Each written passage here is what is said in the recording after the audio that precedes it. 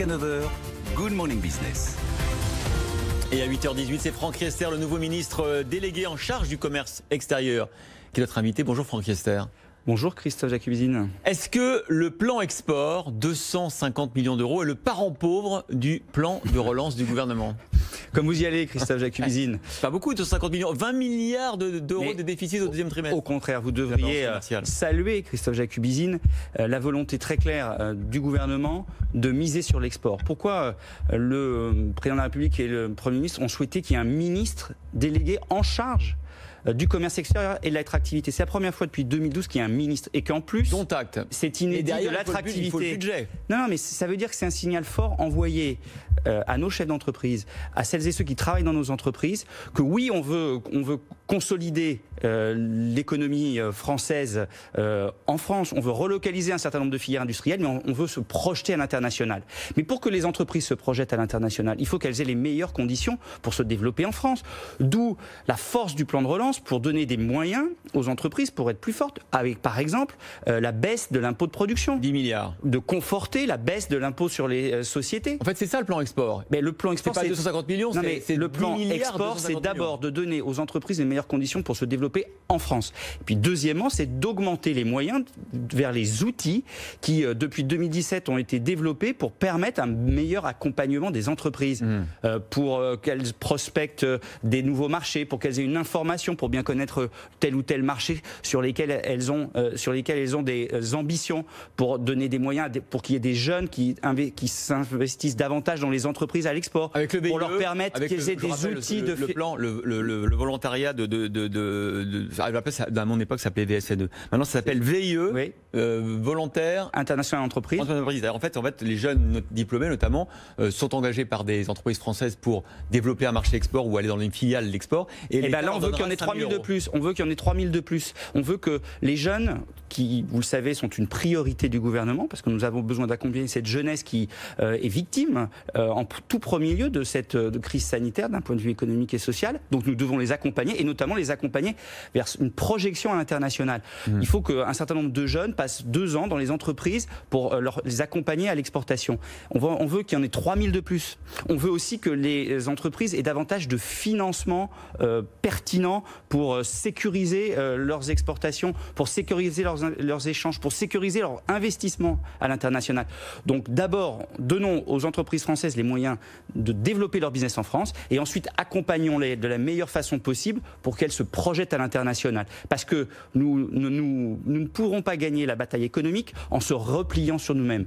Soyons déterminés à davantage de souveraineté économique, relocalisons un certain nombre de filières stratégiques, mais en même temps, projetons-nous à l'international. J'ai une question. Quand les entreprises viennent vous voir, qu'est-ce qu'on demande à un ministre du Commerce extérieur? C'est intéressant de savoir effectivement quels sont les besoins d'entreprises exportatrices à l'égard d'un gouvernement. Eh ben, je vous dis donc d'avoir des moyens pour les accompagner dans la prospection, de leur donner de l'information sur les marchés. PME, surtout les ETI, j'imagine. Oui, mais et puis d'avoir des financements adaptés, des financements qui les sécurisent. Quand vous allez vendre à l'étranger, vous êtes inquiet parce que, notamment dans une période troublée comme celle-là, que vous êtes inquiet de ne pas être payé. Donc si vous avez une bonne assurance, est-ce que vous avez donné alors plus ce qui était avant la COFAS, qui est maintenant la BPI France, a des ouais. outils de plus en plus adaptés, et là on renforce les moyens justement de cette assurance crédit.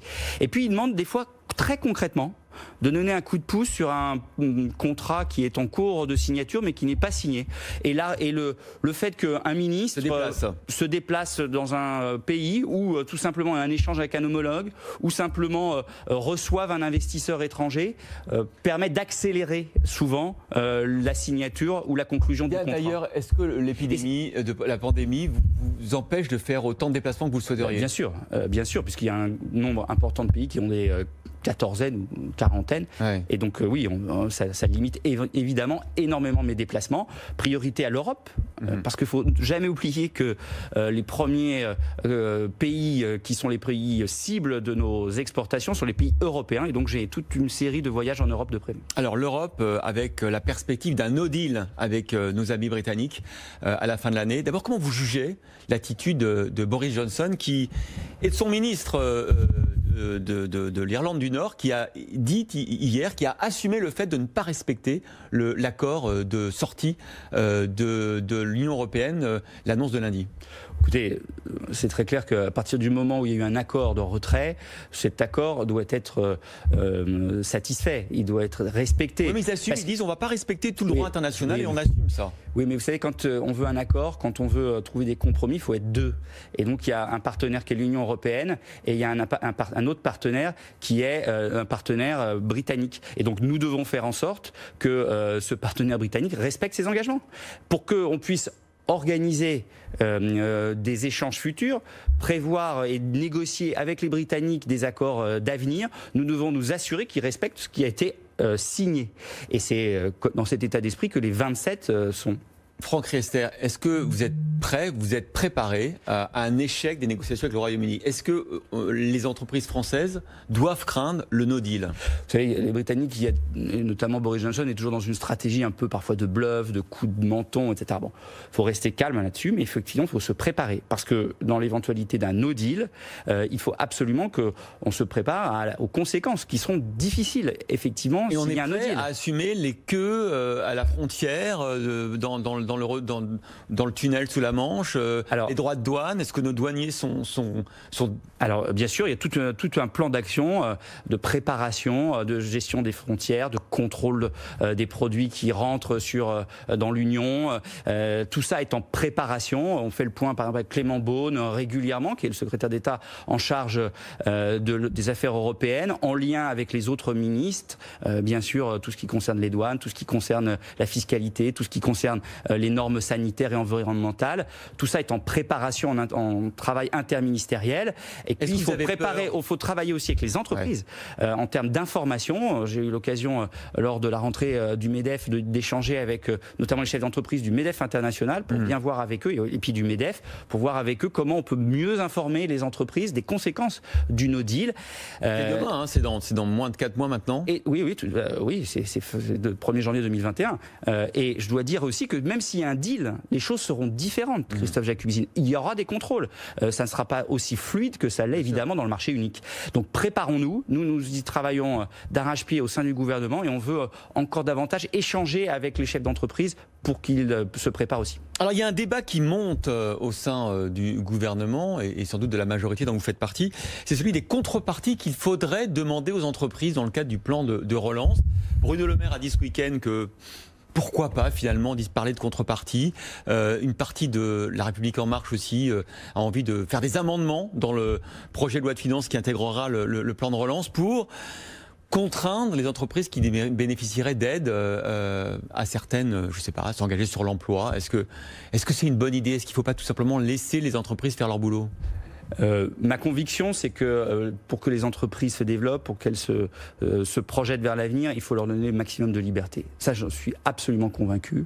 Et leur envoyer un message de confiance. Et franchement, ce plan de relance, c'est d'abord et avant tout un message de confiance aux acteurs économiques, aux entreprises et à leurs salariés. Et donc, nous devons continuer sur cette ligne-là.